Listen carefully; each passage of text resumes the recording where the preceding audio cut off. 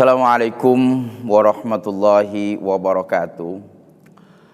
Innal hamdalillah wassalatu wassalam ala Rasulillah wa ala alihi wa sahbihi wa man tabi'ahu wa wala wala haula wala quwata illa billah amma ba'd.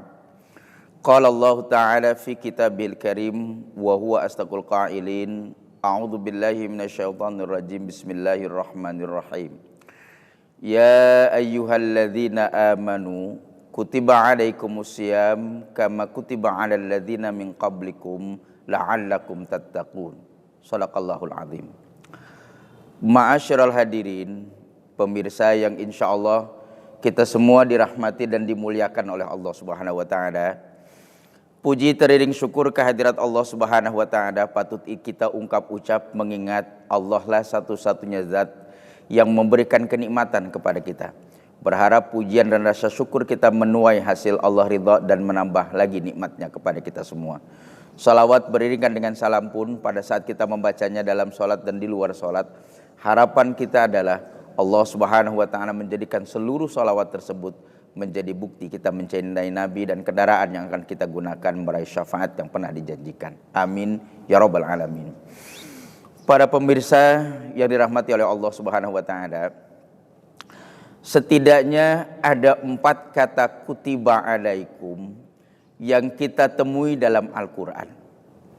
Yang paling populer adalah berbicara tentang puasa.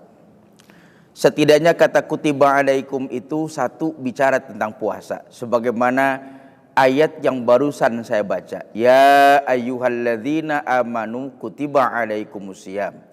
Wahai orang-orang yang beriman, diwajibkan atas kalian berpuasa. Ada lagi yang lain kutiba alaikumul qital. Diwajibkan atas kamu berperang. Diwajibkan atas kalian untuk memberikan wasiat. Diwajibkan atas kalian untuk melakukan kisos. Setidaknya 4 ini menggunakan redaksi kutiba alaikum. Diwajibkan atas kalian. Kalau kita menyatakan siapa yang mewajibkannya, pasti kita akan berkata Allah yang mewajibkannya. Tapi dalam redaksi Quran tersebut, Allah itu tidak ditemukan. Dalam redaksinya dalam kaidah bahasa Arab menggunakan mabni majhul namanya. Pelakunya tidak disebutkan dalam ayat tersebut walaupun kita yakin siapa yang mewajibkannya. Kalau ditanya siapa yang mewajibkan puasa, pasti jawabannya Allah. Siapa yang mewajibkan berperang, pasti jawabannya Allah. Siapa yang mewajibkan orang untuk berwasiat, pasti jawabannya Allah. Tapi kata Allah tersebut tidak muncul dalam Al-Quran. Coba kita perhatikan. Ya ayyuhalladzina amanu kutiba alaikum. Wahai orang-orang yang beriman, diwajibkan atas kalian berpuasa. Diwajibkan atas kalian berpuasa. Redaksinya tidak menggunakan Allah mewajibkan kepada kalian berpuasa. Redaksinya tidak menggunakan Allah mewajibkan kepada kalian berperang. Allah tidak mewajibkan kepada kalian untuk berwasiat, tapi diwajibkan seluruhnya. Seolah-olah Allah tidak mau memunculkan dirinya, zatnya di hadapan ayat tersebut.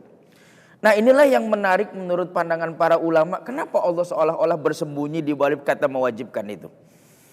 Masyaallah, para pemirsa yang saya hormati, sementara ulama mencoba untuk menerka sesuai dengan pandangannya. Kenapa Allah menyebutkan kata diwajibkan bukan Allah mewajibkan? Nah, disinilah ulama kemudian mengambil kesimpulan kata Allah mewajibkan itu tidak digunakan tetapi diwajibkan atas kalian untuk menunjukkan apa yang barusan saya sebutkan. Puasakah itu? Melaksanakan kisoskah itu? Berwasiatkah itu? Berperangkah itu? Andai kata Allah tidak mewajibkan itu semua, niscaya manusia akan mewajibkan sebagai kebutuhan bagi mereka. Andai saja Allah tidak memerintahkan dan tidak mewajibkan manusia berpuasa, manusia akan menjadikan puasa sebagai sebuah kewajiban. Andai saja Allah tidak memerintahkan manusia untuk berperang, toh manusia tetap berperang kok. Setidaknya untuk mempertahankan diri. Andai kata Allah tidak memberikan kewajiban untuk berwasiat, toh manusia sudah berwasiat kok. Yang berwasiat itu bukan sekedar produk umat Islam atau umat Islam yang menggunakan wasiat itu. Semua orang dengan berbagai macam keyakinan sudah berpesan. Setidaknya ada orang yang berkata, kalau nanti bapak meninggal kamu begini ya. Mau berimankah atau tidak berimankah orang yang mengatakan demikian, bukankah itu wasiat? Siapapun sudah melakukan wasiat itu. Bahkan mungkin boleh jadi ada yang mengira bahwa hukum memancung itu kejam dan barbar. Tapi bukankah manusia membutuhkan itu juga pada akhirnya? Tidak hanya sekedar Islam yang mewajibkannya. Bukankah pada era Perancis mereka juga menggunakan pemenggalan yang dilakukan di hadapan umum untuk memenggal orang-orang yang bersalah atau melakukan hukuman yang setimpal. Jadi kalau mau disimpulkan, kutiba alaikum ini diwajibkan atas kalian. Mengapa Allah menggunakan redaksi itu? Ingin menyadarkan kepada setiap manusia betapa puasa bukan aku yang mewajibkannya, tetapi kalian yang membutuhkan itu, maka aku mewajibkannya. Dan kenapa Allah atur semua? Supaya ketika manusia melakukan puasa tersebut tidak melampaui batas, tidak berlebihan. Andai puasa ini tidak diatur oleh Allah, manusia akan melakukan ibadah puasa ini berlebihan. Berlebihan bisa menyebabkan mudarat bagi dirinya, berlebihan bisa jadi mudarat bagi orang lain. Maka ketika itulah diatur oleh Allah. Kalau kalian ingin berpuasa wajib sebulan sajalah, mulai dari awal Ramadan sampai dengan akhir Ramadan, selesai sebuah kewajiban itu. Tapi ketika ada orang yang keinginannya besar, ingin puasa sampai setahun penuh, bisa jadi menyebabkan hubungan antar manusia ini buruk. Bukankah kita harus makan, dan makan itu tidak hanya sekedar kebutuhan hidup. Bukankah makan pun kita harus pahami sebagai alat komunikasi? Maka Nabi pernah membatalkan puasa sunnahnya hanya sekadar karena ditawari makan oleh seorang perempuan dan merasa ketika dia makan wanita tersebut merasakan senangnya luar biasa. Bukankah beliau membatalkan ibadah puasa sunnahnya untuk memberikan rasa senang kepada orang lain? Andai setahun penuh kita berpuasa, bukankah hubungan kita dengan sesama manusia dalam kondisi sosial itu bisa menjadi buruk? Tapi keinginan manusia tidak dicegah oleh Allah. Seandainya kalian ingin berpuasa selama 1 tahun penuh, sudahlah, puasa saja. Siapa yang berpuasa bulan Ramadan kemudian dilanjutkan 6 hari bulan Syawal, maka seolah-olah dia sudah puasa penuh selama 1 tahun. Bukankah ini sebuah solusi? Sementara kita tetap dekat kepada Allah, tapi hubungan baik kita dengan sesama manusia tetap terjalani dengan baik pula.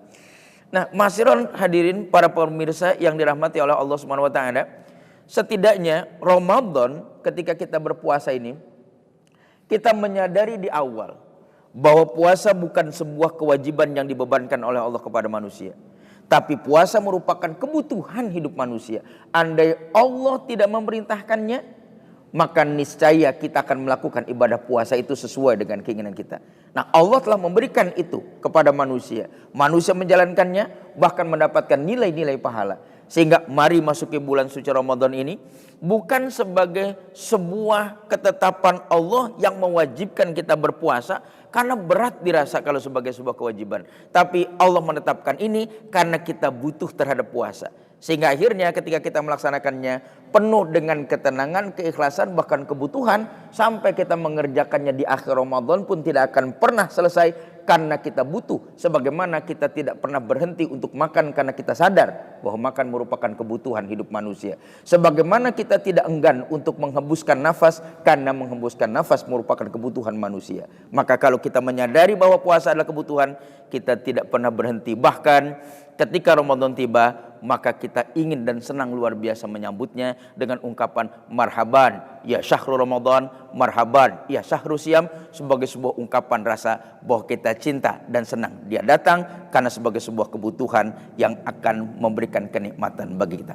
Mudah-mudahan Allah Subhanahu wa taala memberikan keberkahan kepada kita semua dan Ramadan menjadi pengasah dan pengasuh jiwa sehingga akhirnya lepas dari Ramadan kita menjadi pribadi-pribadi yang bertakwa kepada Allah Subhanahu wa taala. Wassalamualaikum warahmatullahi wabarakatuh.